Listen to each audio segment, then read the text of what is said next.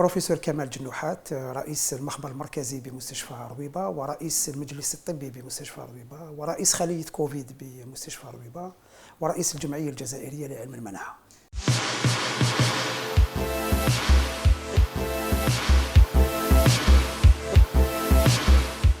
C'est vrai, la troisième vague, on ne s'attendait pas à cette troisième vague, on ne s'attendait pas à être confronté à un variant qui est très transmissible. Vous le savez très bien, une personne qui peut contaminer 9 personnes. C'est la première fois qu'on arrive à un virus respiratoire qui a la vitesse de contamination, la même vitesse de contamination que le virus de la varicelle. Donc, personne ne s'attendait à ça. Donc, d'ailleurs, ce n'est pas spécifique à l'Algérie. Mais on doit tirer toujours des leçons. On doit tirer toujours des leçons par rapport à 2 points. Le premier point, il y a toujours possibilité d'avoir un mutant plus dangereux, plus transmissible que le variant Delta. Dieu seul le sait, on peut prévoir ou prédire ce qui va arriver.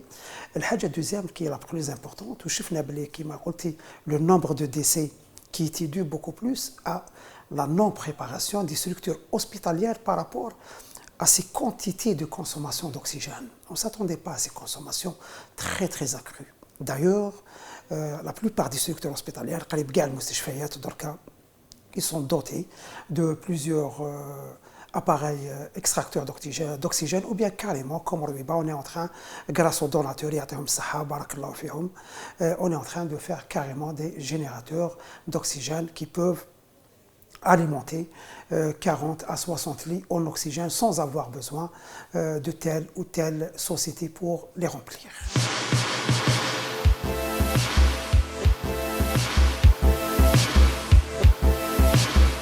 On est en face d'une pandémie où il est très difficile de prédire ou de prévoir l'avenir de cette pandémie.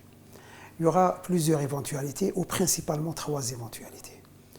La première éventualité, c'est ce que la plupart des experts sont en train de dire, qu'on aura maintenant une 4e vague. Ils se sont basés sur quelques éléments, ou quelques critères, pardon. Parmi les critères, le variant Delta, il est toujours là. Et vous le savez très bien, vous connaissez très bien sa vitesse de transmissibilité. Donc une personne qui peut contaminer jusqu'à 9 personnes. Et comme vous le savez, lorsque cette vague Delta est arrivée, on était en plein vacances scolaires universitaires. Donc on est à la porte de la rentrée sociale, de la rentrée universitaire, de la rentrée scolaire, et on est en train de voir que même les fêtes et les regroupements ont redémarré. Donc, et ça se passe, vous le savez très bien que ça se passe surtout dans des endroits fermés. D'ailleurs, c'est pour cette raison que je réitère mes appels à aérer toujours les lieux de travail, les classes. Là où il y a un petit regroupement, même familial, il faut aérer les endroits pour permettre au virus de ne pas circuler ou de sortir. Donc, ces éléments peuvent être en faveur d'une éventuelle arrivée d'une 4e vague dont l'intensité, elle est directement proportionnelle à 2 points.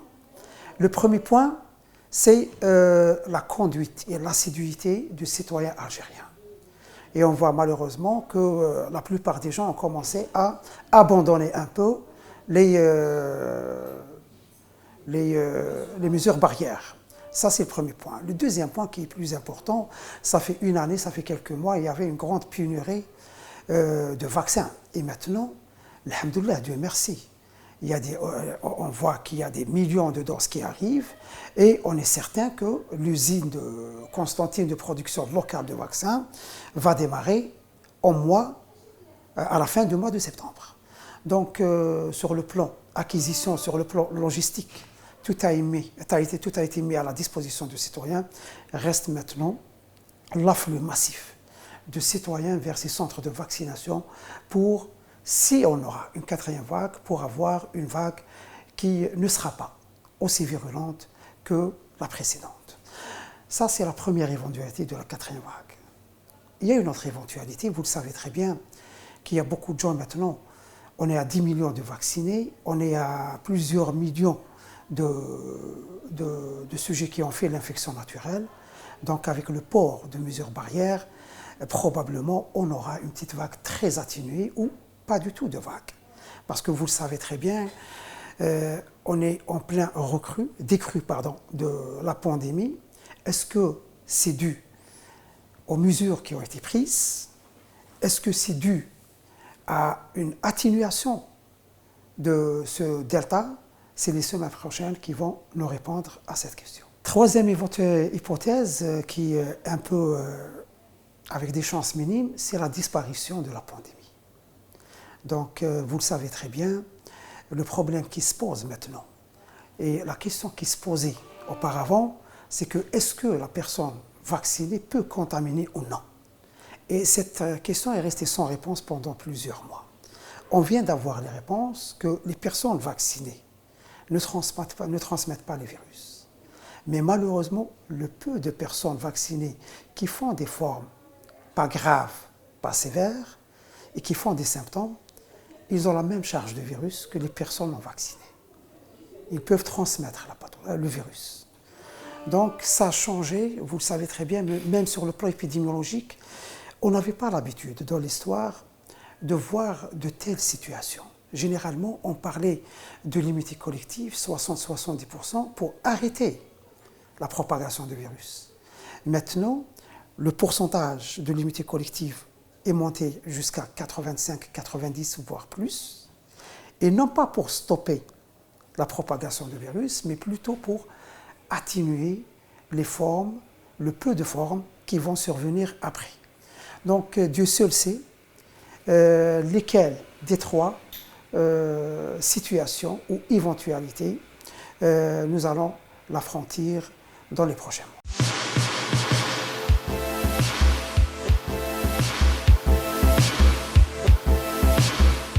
En fin de compte, ce qu'il faut savoir, c'est que le virus de SARS-CoV-2, la cible principale, c'est les personnes non vaccinées et non contaminées.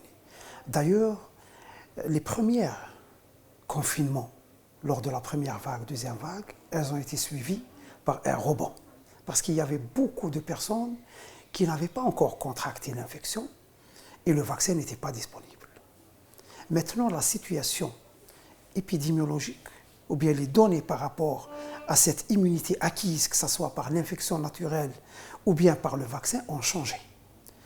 On est à la fin de la troisième vague, des millions qui ont été infectés, des millions qui ont été vaccinés, et je suppose que tous ces chiffres vont jouer un grand rôle dans l'atténuation de si on aura une quatrième vague. Et je réitère mon appel aux citoyens d'être un peu plus civilisés, si je peux me permettre, et aller vers une vaccination massive. Parce qu'une personne civilisée, c'est une personne qui prévient son avenir par les mesures préventives. Et vous le savez très bien, je cible la vaccination massive. Si on va aller vers une vaccination massive, on n'aura plus peur d'éventuelles vagues, même s'il y aura d'autres vagues, d'autres virus plus virulents. On est presque certain qu'on n'aura plus des situations catastrophiques comme on a déjà vécu.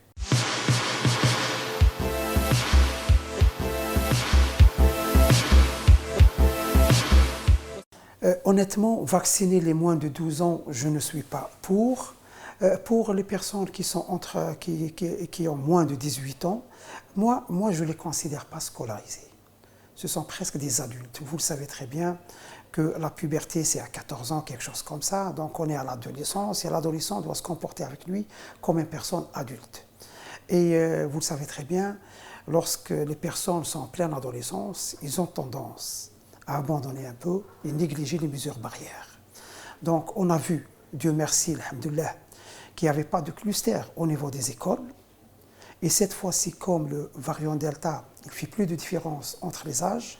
Moi, personnellement, ça reste mon avis personnel. C'est une population où il vaut mieux la faire vacciner pour augmenter un peu le spectre de protection et d'immunité collective dans la société.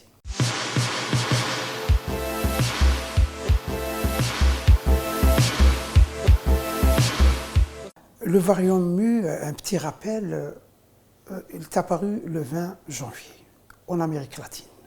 On avait 35%, ça fait en fin mois d'août, début septembre, 35% de la population colombienne qui était atteinte par ce variant et 15% de la population de l'Équateur était atteinte de ce variant. Donc l'origine de ce variant, c'est l'Amérique latine. Il est caractérisé par une résistance au vaccin.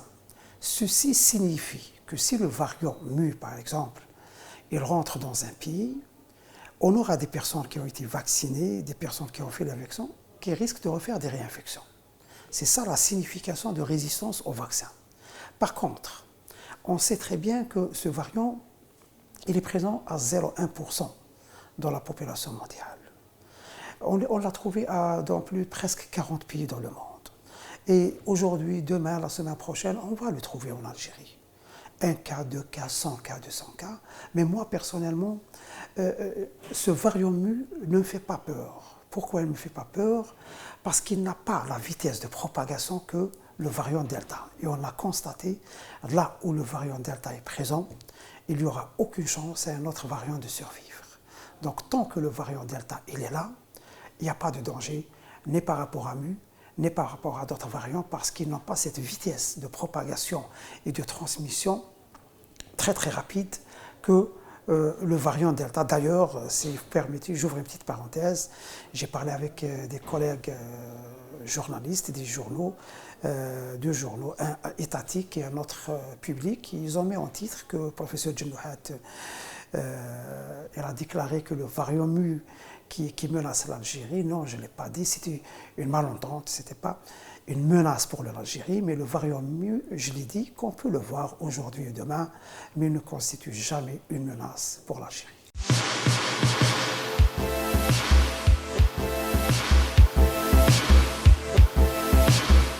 Plus dangereux que le Delta maintenant, il n'y a pas.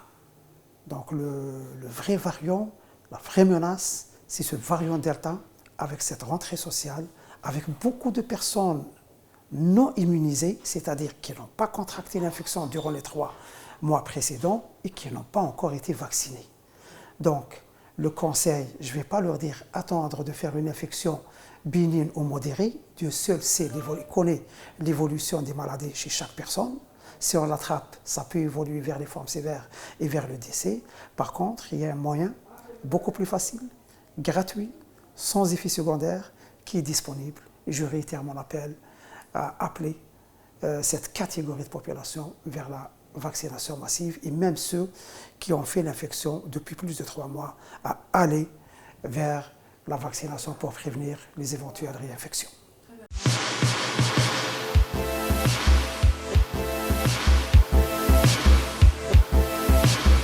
Ce qui prime maintenant pour la population générale, c'est la vaccination Covid, c'est tout le monde. Par contre, le vaccin antigrippal, c'est une catégorie à risque. Les sujets âgés, les sujets qui ont des pathologies chroniques, des pathologies respiratoires, ils risquent, s'ils attrapent le virus de la grippe, de faire une grippe sévère. Et vous le savez très bien, si chez la même personne, on a les 2 infections en même temps, on peut multiplier le risque de sévérité de SARS-CoV-2 par 2,7. Donc, même si on allait faire une forme légère, en présence de la grippe, on va faire une forme sévère.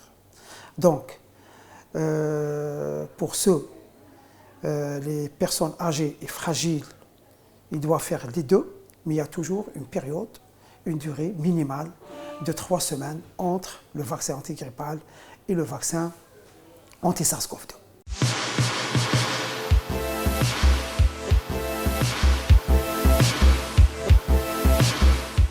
On attend soit faire l'antigrippal avant le Covid, et juste 21 jours après, on commence la première dose de Covid, soit on commence Covid, et 15 jours à 20 jours, 21 jours après la 2e dose de vaccin anti-Covid, on fait le vaccin antigrippal. Mais vous le savez, lorsqu'on fait 2 vaccinations à la fois, on va accentuer un peu la réaction inflammatoire qui peut donner des effets non désirables chez les personnes, surtout chez les personnes un peu fragiles. C'est pour cette raison qu'à titre préventif, et je donne un avis d'un scientifique, l'idéal c'est d'espacer les vaccins, non pas entre le vaccin de la grippe et de Covid, mais entre tous les vaccins, minimum 3 semaines.